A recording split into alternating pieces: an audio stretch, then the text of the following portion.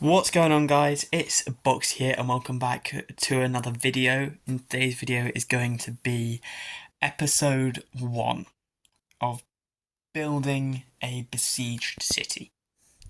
My original plan for this mock was to do ONDERON. And I was going to the execution scene from the planet. There was going to be a big palace there with a bit of the city here. That has now changed because I want to build more of the city. So therefore, this is going to be the market area near the front of the city. So there's going to be lots of stalls and things like that. And this will go to the edge of the base plate. But that's why that is built. I'm really happy with how this looks. And then all of this section, so this plate, this side section, that, and also this bit down here will all hopefully be city buildings. Or not hopefully, will be city buildings. This bit here will be terrain. So there will be a little bit of the ONDERON terrain on the outside. As well as a gradually sloping inwards wall. This is going to be a defensive wall. It is accurate to ONDERON. I mainly chose ONDERON because I really like the architecture there, and I think it's going to be quite a challenge and an interesting build to try and recreate the ONDERON buildings. So that's my plan. But in this episode, instead of getting any more building done, because we've got this area, instead I'm going to take a section like that, and I am going to basically do a little mock-up build of my plan.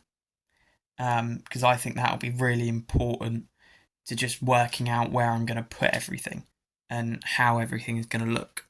So I'm just going to get into that, and I'll catch you guys in a sec. So I've only just been doing a little bit of progress. I've now fully plated off the last section. So this is hopefully, unless I become a complete nutter, this is the size I'm happy with. This is the size that I like working at, very large. And it's also still modular. This one is easier to show. But it breaks there. And it still breaks here and here. So it is still all modular, which I think is very important to a build this size. But what I've done is I've basically just been planning out where everything's going to be going. So I built this. I built this little area, just using a couple random base plates I wouldn't need, to basically get an idea and show how I want this build to look. So I'm going to have, this isn't exactly to scale, as this wall comes just before halfway on this, but isn't even a third of the way back in the actual build. But this is what I want to have, is I want to have a large amount of city and also a little bit of terrain in this big wall. This big wall is what has been a lot of head scratching, just trying to work out how big I want it. So it's very deep, but it comes to a point.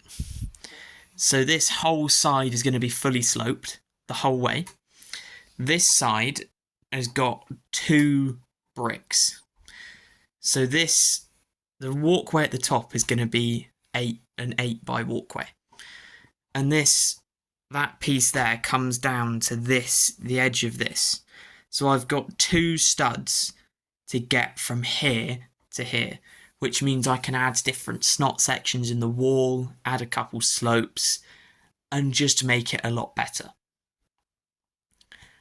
So that's what I'm going to end up doing. But I'm very, very excited to build this wall because it is going to be quite a challenge. In typical me fashion, I've added a large amount, or a pretty large amount of terrain. About a sixth of the mock is now terrain, because that's just what I enjoy building. One of the big things that I really wanted to add into this mock with adding the extra size and changing the location of it slightly was this terrain, because it means I get to try out dark tan terrain. So I'll be putting a lot of that into this build, which is very exciting for me. And then there will be this path. This path is going to go along the edge of the wall, and also it's going to conjoin here. So this gap will be a bit bigger, but it's going to basically come here and then do that, and basically come in and hit this area here in the middle. That's so I can have a little building here that will have to annoyingly split unless I make it a pop-out building, and then just have along the back loads and loads of buildings, because I do want this to feel like a proper city, with lots and lots of buildings of different heights, different styles, but a lot will be the same style as Onderon, which I'm very, very excited to do. But that is going to do it for this week. I do hope that you have enjoyed. We've got a good amount of progress done with just getting everything plated off and everything worked out now. I won't bother putting in where the buildings are going to go yet, but I might start doing that next week. And I'm also going to try and get a good amount of this wall done for next week. And that'll be the main mission of next week, is getting this wall done.